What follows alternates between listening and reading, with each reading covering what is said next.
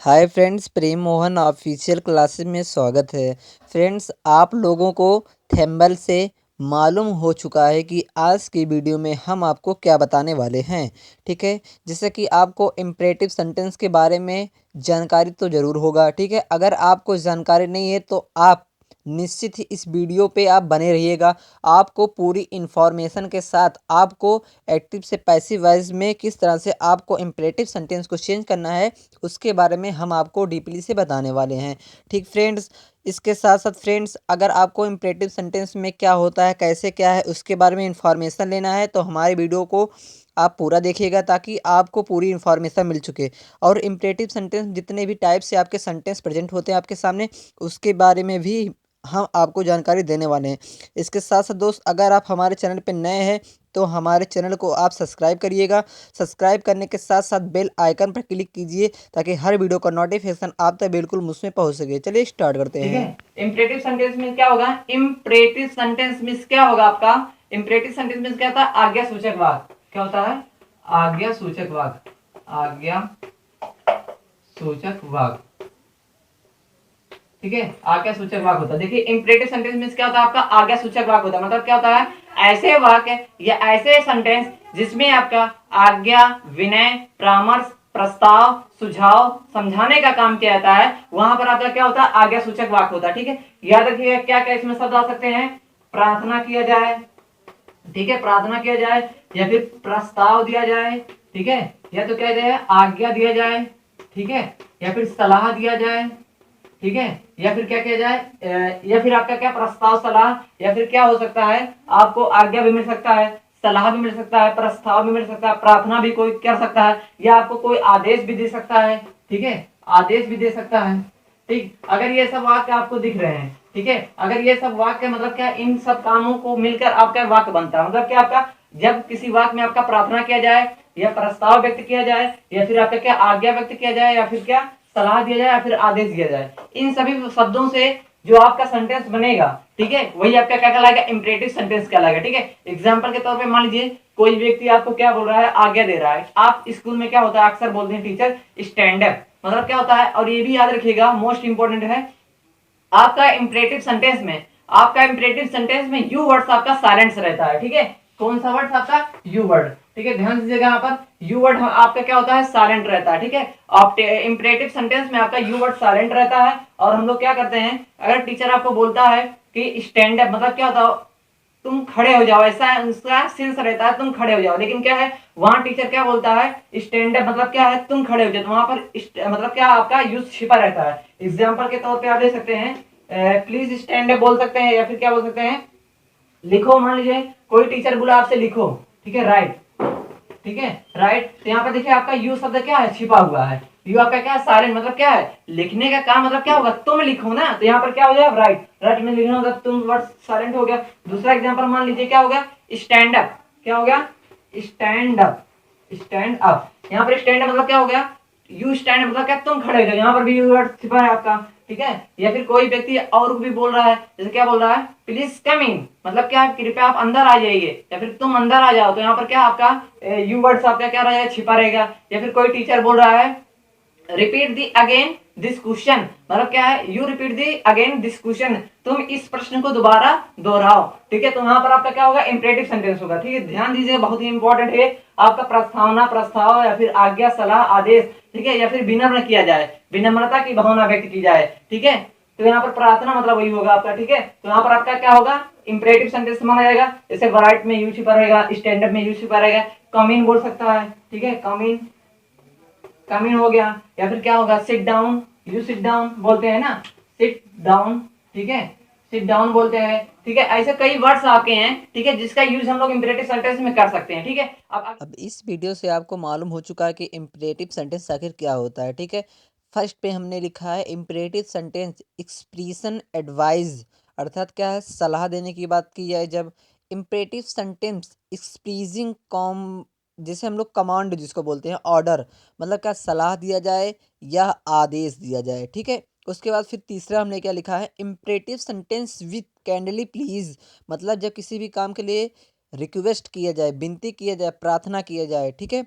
फिर उसके बाद क्या है आपका चौथा जो है imperative sentence without out object, मतलब जिसमें ऑब्जेक्ट ना, उसको किस तरह से हम लोग एक्टिव से पैसिव में चेंज करेंगे।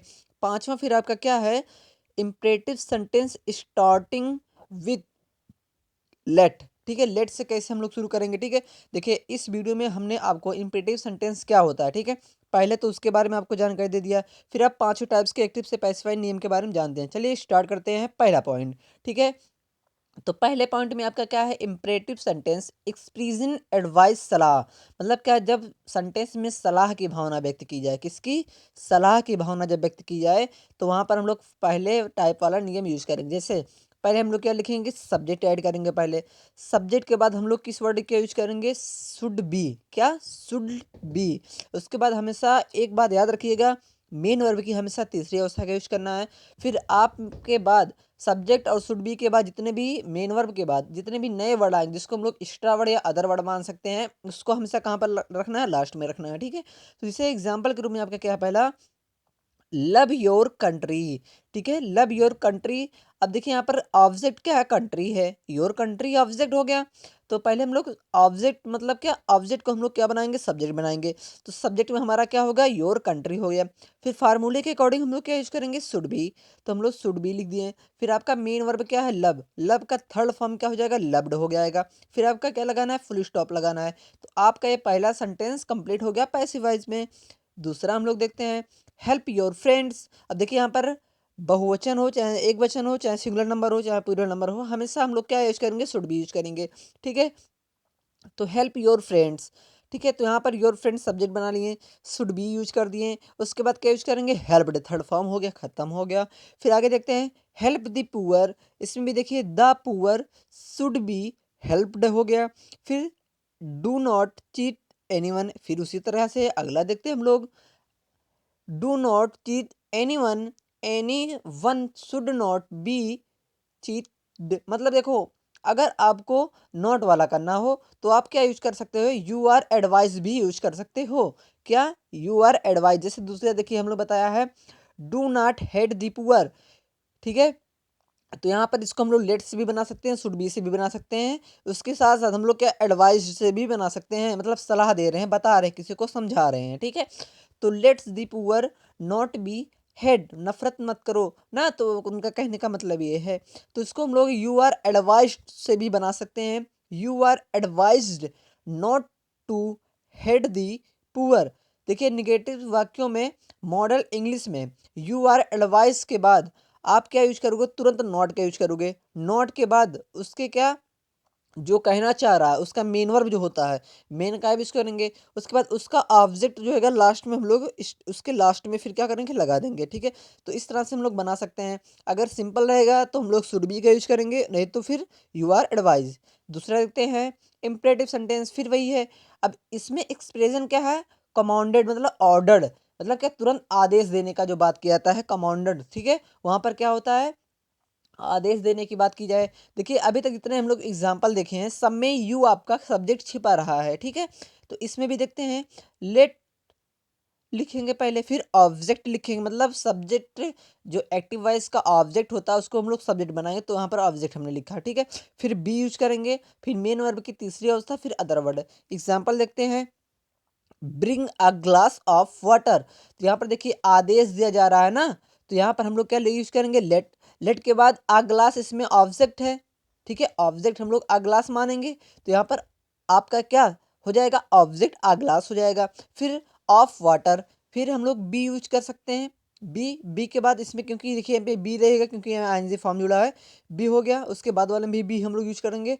फिर क्या बॉट, बॉट मतलब क्या होता है अब यहाँ पर देखिए ब्रिंग बॉट, ठीक उसकी तरह दूसरा भी एग्जाम्पल है। तीसरा हम लोग देखते हैं इम्परेटिव सेंटेंस विथ कैंडली या प्लीज। इम्परेटिव सेंटेंस में जब